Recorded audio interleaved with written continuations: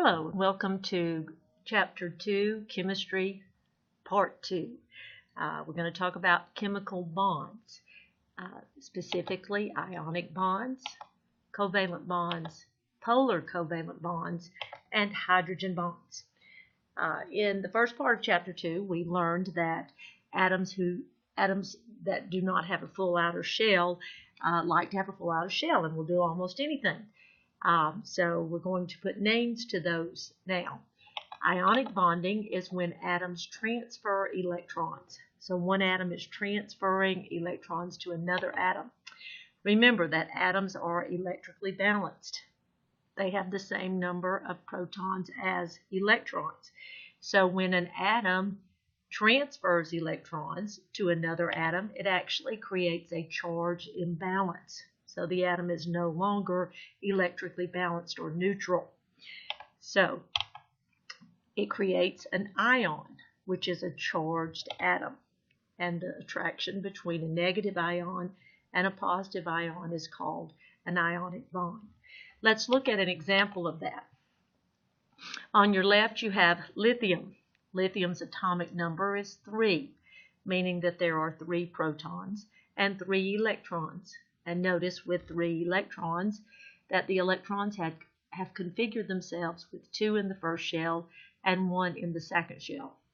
The atom on your right has an atomic number of 9 protons and 9 electrons. With 9 electrons, there are 2 in the first shell and 7 in the valence shell or outer shell for that atom. Lithium would love to get rid of that 1 electron in its valence shell. So it literally transfers that electron to the other atom. So now, what do we have?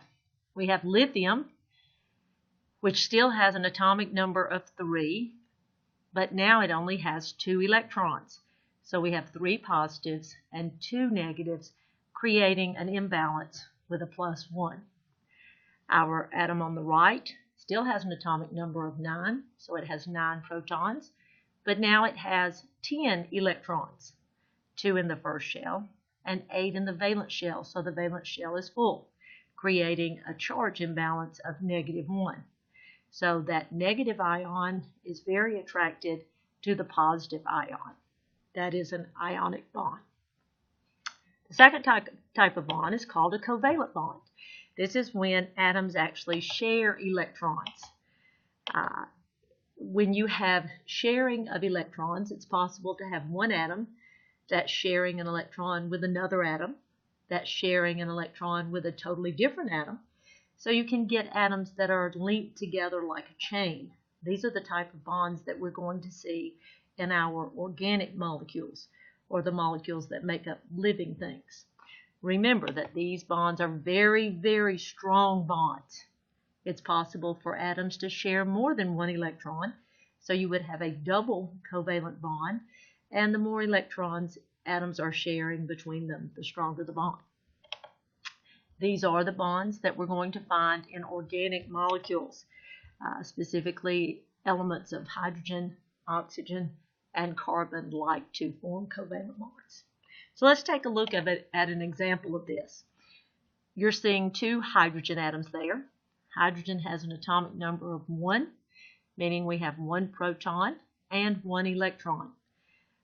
Hydrogen's valence shell is not full. Hydrogen would like to have 2 electrons in that first shell, which is its valence shell, so that it would be complete or stable. So we see hydrogen forming covalent bonds with other hydrogen atoms.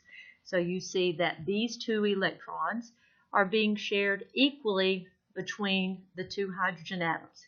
So they orbit both atoms equally. Our next type of bonding is called polar covalent bonding. It is sharing of electrons, but polar implies a charge, so we have the unequal sharing of electrons. Anytime you hear the word polar in chemistry, I want you to start thinking of a charge, positive or negative. So polar equals charged. So polar covalent bonding is when electrons are shared between atoms, but they are shared unequally. So we have one atom that is keeping the electrons more of the time than the other atom. What that does is it forms a molecule that has both a positive area associated with the molecule and a negative area associated with the molecule. So you end up with a molecule that has charges associated with specific areas. We refer to that as a polar or charged molecule. And a good example of a polar molecule is water. So let's take a look at water. Some of you may have wondered why it takes 2 hydrogen atoms to form a water molecule and not 3 or not 1. Why is it specifically 2 hydrogen atoms to every 1 oxygen? It's because of the electrons in the oxygen atom. Take a look at our oxygen right there. Oxygen's atomic number is 8, meaning that it has 8 protons in its nucleus. Also has 8 electrons. With 8 electrons, they will configure themselves with 2 in the first shell and 6 in the valence shell. Oxygen would love to have 2 more electrons to fill the valence shell. So what happens is we have 2 hydrogen atoms, each having 1 electron, and they come together in this fashion so that these 2 electrons, one of them belonging to the hydrogen and one belonging to the oxygen, are both shared by the atoms. These 2 electrons are shared between the oxygen and the hydrogen, and so you have covalent bonding in that sense. However, there are 8 positive charges in this oxygen atom, and there's only 1 positive here. And remember, opposites attract. So these electrons are attracted to these positives. Each one of these is a single negative, very attracted to those 8 positives in the nucleus of the oxygen. So in reality, what happens is these 2 electrons for the hydrogen atoms stay around this area of the molecule more than they are here. So these 2 electrons are in this area most of the time. These 2 electrons are in this area most of the time. They do orbit both, however, they are found in the oxygen region more than the hydrogen. So what does that do for the total molecule? That causes this area of the molecule most of the time to have 8 positive charges and 10 negative charges. In this area of the molecule, you have 1 positive, and usually the negative is over here, so this area is slightly positive, as is this area. So what you have is you end up with a molecule, because of this unequal sharing of those electrons, you end up with a molecule that has a partially negative charge in this area and partially positive charges in this area and this area. That is polar covalent bonding, or unequal sharing of electrons, which causes the molecule to have partially charged areas.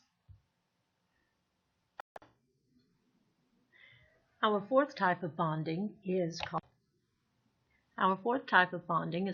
hydrogen bonding. Hydrogen bonding is the attraction between a slightly positive hydrogen atom to a slightly negative atom in another molecule. Let's take a look at our water molecules here to illustrate the hydrogen bonding. Remember, we said that for water, this area of the water molecule is slightly negative, and this area of the water molecule, the hydrogen area, both hydrogens, is slightly positive. So when you have lots of water molecules next to each other, one water molecule is going to be, the negative area of this water molecule is going to be attracted to the positive area of that water molecule. Keep in mind that these bonds are just an attraction. There are no electrons being transferred or shared, excuse me, and these bonds are weak and easily broken singularly. So if you have one hydrogen bond, it's very weak because it's just an attraction between the polar areas of 2 molecules. However, if you have lots of them, many together can be quite strong. You see that these water molecules, each water molecule is hydrogen bonded to exactly 4 other water molecules. So you have lots of bonds, can be strong. The hydrogen bond is usually with the negative areas of an oxygen or a nitrogen. And remember, keep in mind that a hydrogen bond is just an attraction.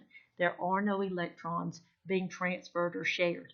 And when we illustrate hydrogen bonds in illustrations, we always use these broken dotted lines to illustrate that it is a hydrogen bond.